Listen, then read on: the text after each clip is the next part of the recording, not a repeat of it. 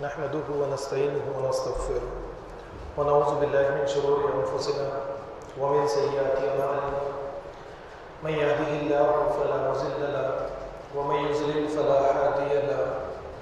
وأشهد أن لا إله إلا الله وحده لا شريك له وأشهد أن محمدا عبده ورسوله أرسله بالحق بشيرا ونذيرا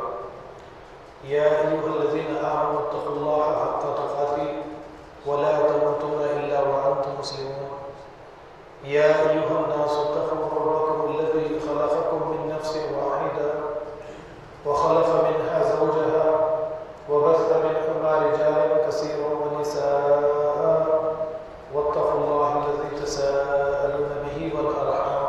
إن الله كان عليكم رقيبا يا أيها الذين آمنوا اتقوا الله وقولوا قولا سديدا يصلح لكم أعمالكم ويغفر لكم ذنوبكم ومن يطع الله ورسوله فقد فاز فوزا عظيما أما بعد فإن خير الحديث كتاب الله وخير الهدي هدي محمد صلى الله عليه وسلم وشر الأمور محدثاتها وكل محدثة بدعة وكل بدعة ضلالة وكل ضلالة في النار. قال الله تعالى في القرآن المجيد فإذا قرأت القرآن فاستعذ بالله من الشيطان الرجيم. أعوذ بالله السميع العليم من الشيطان الرجيم بسم الله الرحمن الرحيم وكذلك نري إبراهيم ملكوت السماوات والأرض وليكون من الموقنين فلما جن عليه الليل رأى كوكبا قال هذا ربي فلما أفل قال لا أحب العافلين. معزز حاضرین مسجد، پچھلے خطبہ جمعہ کے موقع پر میں نے آپ حضرات کے سامنے فیک نیوز یعنی جعلی خبروں کے ذریعے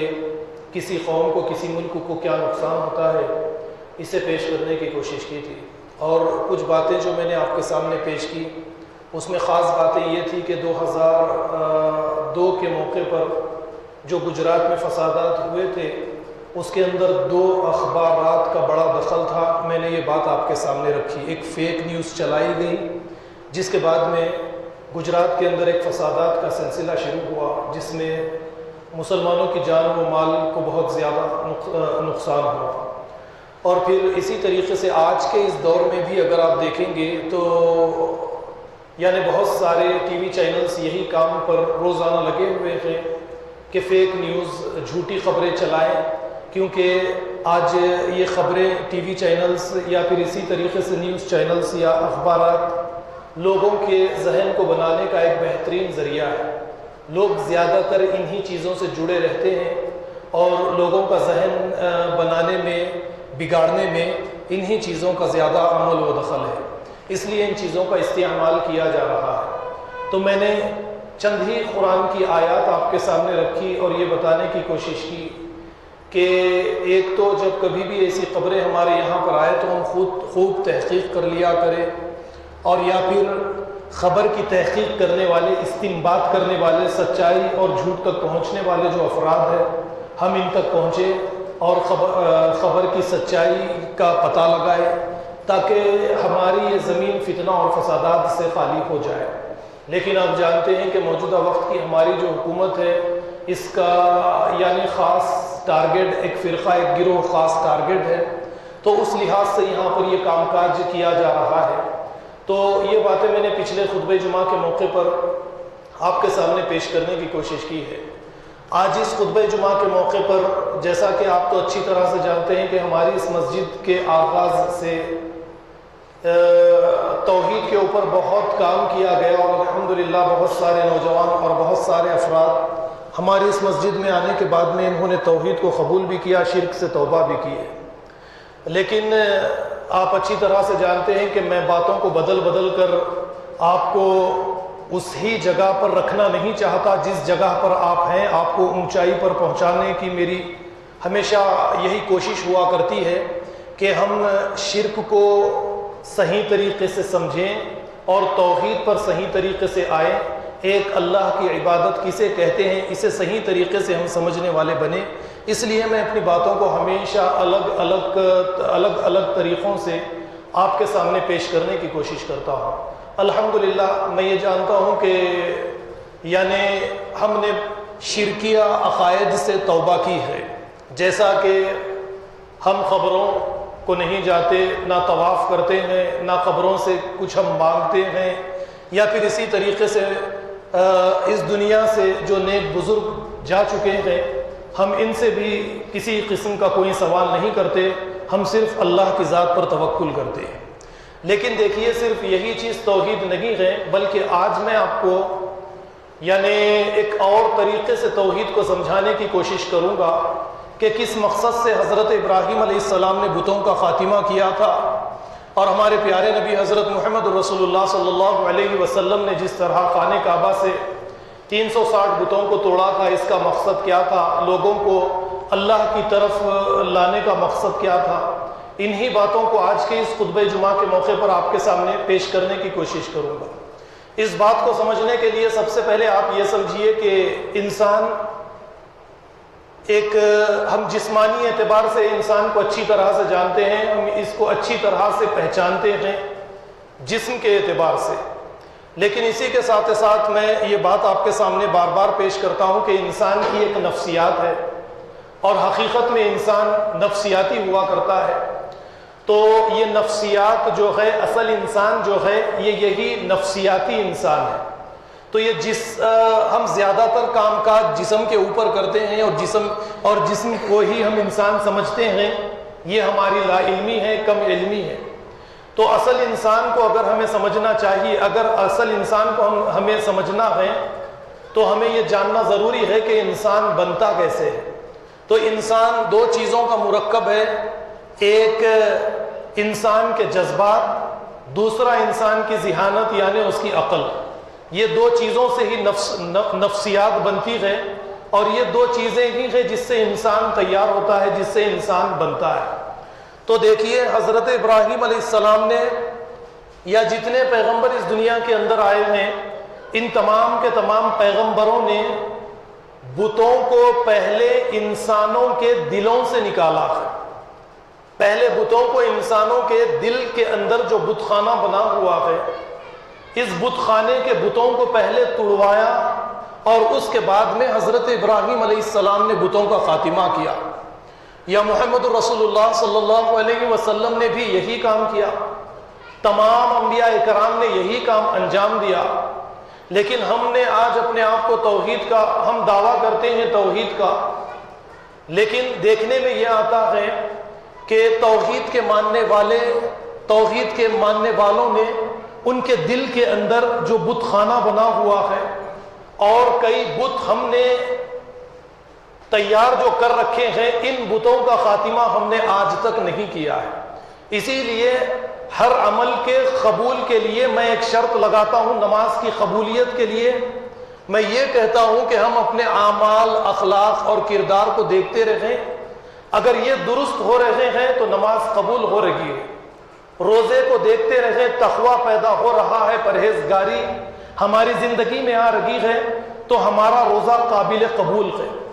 حج کو دیکھتے رہے کہ حج کے ذریعے بھی ہمارے اندر تقویٰ، ہماری زندگی کے اعمال و افعال و کردار کے اندر تبدیلی آئی ہے تو حج ہمارا قابل قبول ہے۔ یا پھر اسی طریقے سے ہمیں توحید پر بھی ہمیں نظر ڈالنی چاہیے کہ ہم توحید میں پکے ہیں یا کچے ہیں۔ ہم جو اپنی زبان سے توحید کا اقرار کرتے ہیں، دعوے کرتے ہیں کہ ہم جنتی ہیں، ہم توحید والے ہیں، ہم خالص ایک اللہ کی عبادت کرنے والے ہیں، اس میں کس حد تک ہم سچے اور ہم اس میں کس حد تک غافل ہیں۔ حضرت ابراہیم کی یا محمد رسول اللہ صلی اللہ علیہ وسلم کی زندگی یا تمام انبیاء کرام کے زندگیوں اور ان کی دعوت اور تبلیغ کا نشانہ، یا ان کی دعوت اور تبلیغ کو اٹھا کر قرآن کریم کے ذریعے کسی کے سامنے یا ہمارے اپنے سامنے ہم رکھ لیں گے تو یہ بتوں سے اجتناب کے بعد میں ان کے کردار پر زور دیتے تھے اور ان کی توحید کو جانچتے تھے ان کے اعمال، افعال، کردار اور اخلاق سے۔ لیکن آج ہم ہماری توحید کو ہمارے اعمال، افعال، کردار سے نہیں پہچانتے ہیں۔ تو آپ یہ دیکھیے کہ میں نے جیسا آپ کے سامنے جو بات پہلے رکھی کہ انسان مرکب ہے جذبات کا اور عقل کا، تو انسان کے دل کے اندر کئی جذبات پیدا ہوتے ہیں، یعنی کسی چیز کے لیے محبت پیدا ہو جاتی ہے، وہ محبت کسی عورت کے لیے رہے، مال کے لیے رہے، یا لگژری لائف کے لیے رہے، یا پھر اسی طریقے سے کسی بھی چیز کے لیے آپ اس محبت کو لے لیجئے۔ یہ ایک محبت ایک جذبہ ہے، غصہ ایک جذبہ ہے۔ اس کے لیے 3 جمعہ پہلے ہی میں نے آپ کے سامنے یہ خطبہ پیش کیا کہ اس طاقت کا اگر ہم صحیح استعمال کریں گے، یعنی سیکشول انرجی یا پھر یہ غصے کی طاقت کا، تو ہم ایک نئی دنیا آباد کر سکتے ہیں، جس طرح یہودی اس دنیا کے اندر رہ کر ایک نئی دنیا آباد کر چکے ہیں۔ تو یہاں پر آپ دیکھیے کہ یہ جذبہ ہمارے دل کے اندر جب پیدا ہوتا ہے، اس جذبے کو اگر ہم عقل کے تابع کریں گے اور اس عقل کو ہم وحی کے تابع کریں گے تو یہ جذبہ رہے گا۔ اور جذبات کا پیدا ہونا یہ کوئی بری بات نہیں ہے، خواہشات کا پیدا ہونا یہ کوئی بری بات نہیں ہے، لیکن یہ خواہشات، یہ جذبات آپ کی عقل کے تابع ہو اور یہ عقل وحی کی تابع ہو۔ کسی عورت سے آپ کو محبت ہو گئی تو یہ عقل وحی کے تابع رہے گی اور وہی آپ کو نکاح کی دعوت دے گی، تو یہ کوئی بری چیز نہیں ہے۔ لیکن یہ جذبات جو ہے کہ یہ اپنے بھائیوں کی غیبت کرے، ان کے اندر کسی قسم کا کوئی نقص نکالے، ان کے اندر برائیاں تلاش کرنے لگے اور اس کے بعد میں ان کی برائیوں کو اوروں کے سامنے رکھ کر اپنے آپ کو بہتر ثابت کرنے کی کوشش کرے، تو اس نے اپنے دل کے اندر ایک نثر بت کو تیار کیا ہے اور اس کی یہ رات اور دن عبادت کر رہا ہے۔ تو میں نے شروع ہی میں آپ کے سامنے ایک بات رکھی، وہ بات یہ تھی کہ کردار سے ہر ایک انسان کی شناخت ہوتی ہے، کردار کے بغیر زبان کے دعووں سے کسی کی شناخت نہیں ہوگی۔ اب آپ دعوے کر لے کہ ہم توحید پرست ہیں، ہم فلانی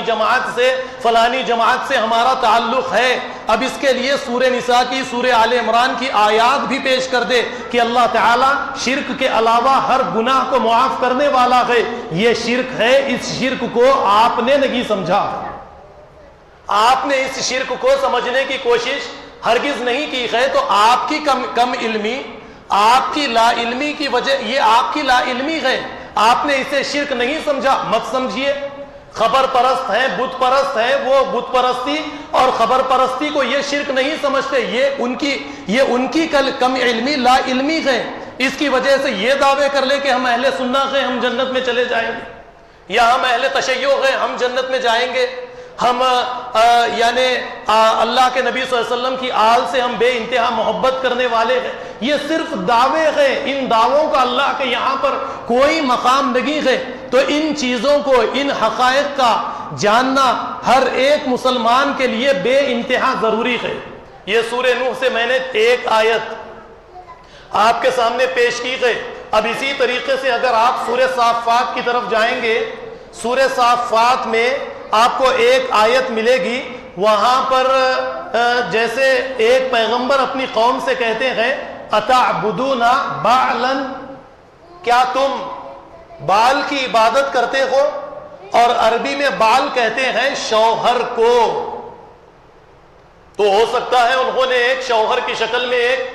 کسی مرد کی شکل میں ایک بت تیار کر لیا ہو،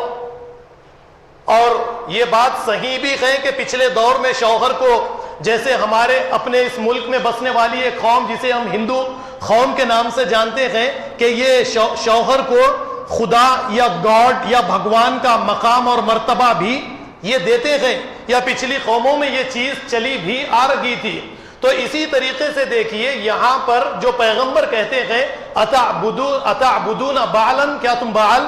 شوہر کی عبادت کرتے ہو؟ وَتَذَرُونَ أَحْسَنَ الْخَالِقِينَ، اور اس خالق جس نے یعنی یہ کائنات کی خلقت کی احسن طریقے سے، اچھے طریقے سے، اس اللہ کو، اس خالق کو تم چھوڑ دیتے ہو۔ تو یہاں پر اب آپ ذرا غور کیجئے کہ وہ عورت جو اللہ کے احکامات کے علاوہ شوہر کے احکامات پر عمل کرے، وہ احکام جو خدا کی شریعت کے خلاف رکھے، اللہ کے احکامات کے خلاف رکھے، جو دین پر عمل کرنے سے روکنے والا رکھے۔ اگر بیوی اس طرح شوہر کے احکامات پر عمل کرتی ہے تو وہ اپنے شوہر کا ایک بت بناتی ہے اور اسی کی پوجا کرتی ہے، تو یہ بھی مشرک ہے، یہ بھی شرک ہے، اس کو اللہ تعالیٰ معاف نہیں کرتے۔ یا سورہ نجم میں آپ اسی طریقے سے چلے جائیں گے تو اللہ تعالیٰ نے جیسے فرمایا افرأیتم اللات والعزی ومناۃ الثالثۃ الاخری، ایک بت ان کا لات تھا۔ یہ لات کیا ہے؟ کاش میں وہاں پر نہ جاتا تو میرا نقصان نہیں ہوتا۔ یہ لات کے معنی کاش کے ہے، میں ایسا نہیں کرتا، کاش یہ نہیں ہوتا،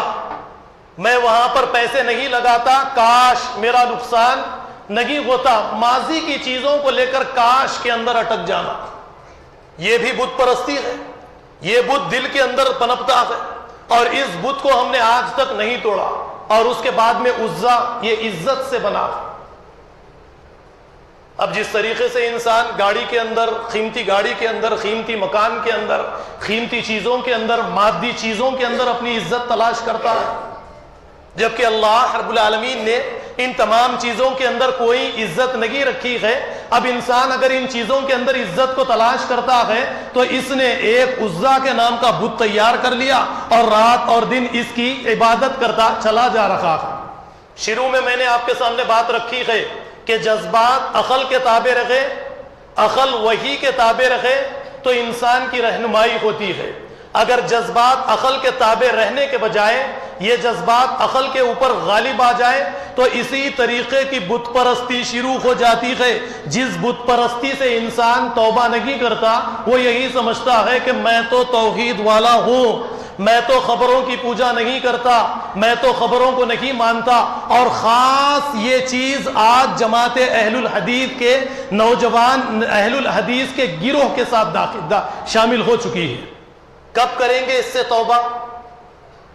کب اس چیز سے نکلیں گے؟ خاص انہی کے لیے آج کا یہ میرا آج کا خطبہ ہے خاص۔ اتنی گمراہی پھیلا دی، اتنی گمراہی پھیلا دی جس کی وجہ سے خبر پرستی اور دوسری چیزیں، یعنی کچھ چیزوں کو چھوڑ کر دوسری ساری چیزوں کے اندر شرک، ہر طرح کی خرابی آج جماعت اہل الحدیث کے افراد کے اندر داخل ہو چکی ہے۔ یہ ہماری اپنی غلطی تھی، اور میں ہمیشہ تو کہتے رہتا ہوں میں تو کسی سے ڈرتا نہیں، مجھے اس بات کی کبھی پرواہ ہی نہیں رہتی کہ میں حق بات کہنے سے ڈروں اور جھجکوں یہ بات کہنے سے۔ خاص کر انہی لوگوں کے لیے میں نے آج کا یہ موضوع تیار کیا تاکہ ان کے کردار کے اندر تبدیلی آئے، ان کے اخلاق کے اندر تبدیلی آئے، وہ اپنے آپ کو یہ خبر پرستی وغیرہ وغیرہ سے نکال کر کچھ اپنے آپ کو اونچے مقام پر تو کھڑا کرے۔ حضرت ابراہیم علیہ السلام نے بتوں کو توڑنے سے پہلے اللہ رب العالمین فرماتے ہیں کہ ان کے سامنے سورج، چاند، ستارے، کائنات کی ساری یہ چیزیں کھلونا بن کر ان کے سامنے، یا خالق بن کر ان کے سامنے، یا نمائش بن کر ان کے سامنے آئی۔ حضرت ابراہیم نے ان ساری چیزوں کو دیکھا، فلما افلا لا احب الافلین، کہنے لگے کہ غروب ہونے والی چیزوں سے میں محبت ہرگز نہیں کر سکتا، ان کے اندر نفع اور نقصان دینے والی کوئی چیزیں نہیں گئے۔ اور اس کے بعد میں اپنے والد اور قوم کو سمجھانے کے لیے آگے گئے اور کہا اذ قال لأبیہ وقومہ ما هذه التماثیل التي انتم لها عاکفون، اے میرے والد یہ تماثیل، یہ مورتیاں، یہ تصویریں کیا ہے جن کے مجاور بن کر رات اور دن تم بیٹھ چکے ہو۔ حضرت ابراہیم علیہ السلام پہلے ان کے دلوں کے اندر جو بت ہے ان بتوں کو توڑنا چاہتے تھے۔ جب یہ دل کے اندر کے بت ٹوٹ جاتے ہیں تو باہر کے فزیکلی جو بت ہاتھوں سے تراشے جاتے ہیں یہ بت خود بخود ٹوٹتے چلے جاتے ہیں۔ حضرت ابراہیم علیہ السلام پہلے ان بتوں کو توڑنا چاہتے تھے، جب ان کی قوم نے اور والد نے انکار کیا ان بتوں کو توڑنے سے تو اس کے بعد میں حضرت ابراہیم علیہ السلام نے ایک پلان تیار کیا کہ قوم کو یہ سمجھایا جائے کہ یہ بت پرستی یہ ٹھیک نہیں ہے، یہ غلامی انسانیت کی ترقی میں ایک بڑی دیوار بن کر کھڑی ہو جاتی ہے۔ اللہ حضرت ابراہیم علیہ السلام نے وہ جو آیتیں ملتی ہے وَتَاللَّهِ لَأَكِيدَنَّ أَصْنَامَكُمْ بَعْدَ أَن تُوَلُّوا مُدْبِرِينَ فَجَعَلَهُمْ جُذَاذًا إِلَّا كَبِيرًا لَهُمْ لَعَلَّهُمْ إِلَيْهِ يَرْجِعُونَ۔ حضرت ابراہیم نے سارے بتوں کو توڑ دیا، ایک بت کے یعنی بڑے بت کے واقعہ میں آپ کے سامنے بار بار پیش کرتا ہوں۔ اب اسی طریقے کے اب کئی بت آپ اپنی طرف سے بنا لیجئے، وہاں پر لات منات عزا یعوق نصر وغیرہ وغیرہ ہوں گے، یا خانہ کعبہ کے اندر 360 ہوں گے۔ ہماری سوسائٹی میں کتنے ہیں میں نہیں جانتا، ہر فیملی کے کتنے بت ہیں میں نہیں جانتا، پھر سوسائٹی کے بعد ہمارے شہر کے ہمارے اپنے ملک کے کتنے بت ہیں یہ بھی میں نہیں جانتا۔ اب ان بتوں کو توڑنے کے لیے آپ کے پاس کیا اسٹریٹجی ہے؟ آپ جب تک اپنے دل کے اندر کے بتوں کو نہیں توڑیں گے اور اپنے آپ کو صاف نہیں کریں گے یہ بت پرستی سے، آپ ابراہیم نہیں بن سکتے۔ آپ کو ابراہیم بننا پڑے گا، آپ کو پہلے خود اپنے دل کے اندر کے بتوں کو توڑنا پڑے گا، پھر اس کے بعد اپنے خاندان کے اندر جو بت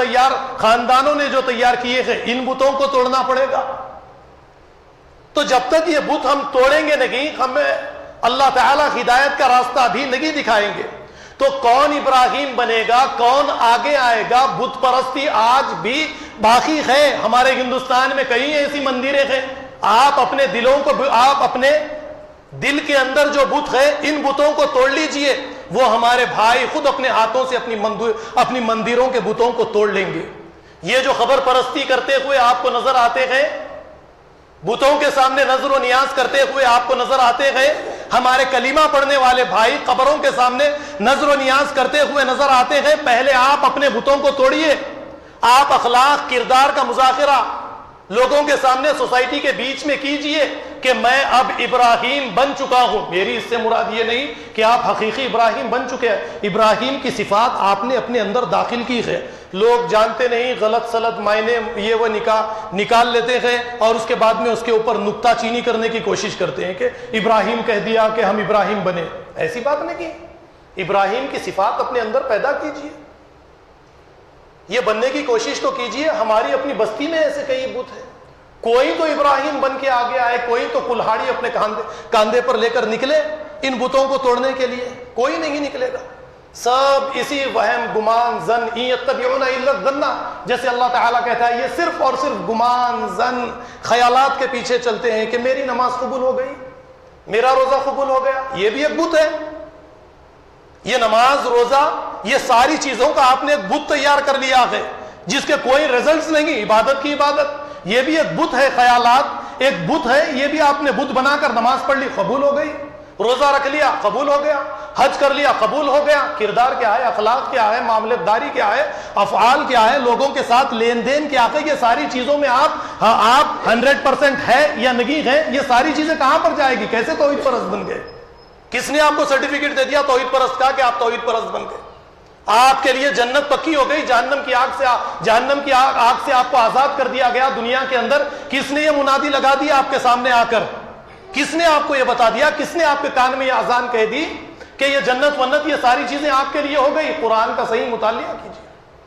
جب تک قرآن کا مطالعہ نہیں کریں گے حقائق ہمارے سامنے نہیں آ سکتے۔ بنیے ابراہیم، لیجئے کلہاڑا اور توڑیے پہلے اپنے دل کے اندر جو بت ہے، یہ بت خانہ جو دل کو بنا رکھا ہے، یہ بت خانے کے بت جب گریں گے آپ کے اخلاق بنیں گے،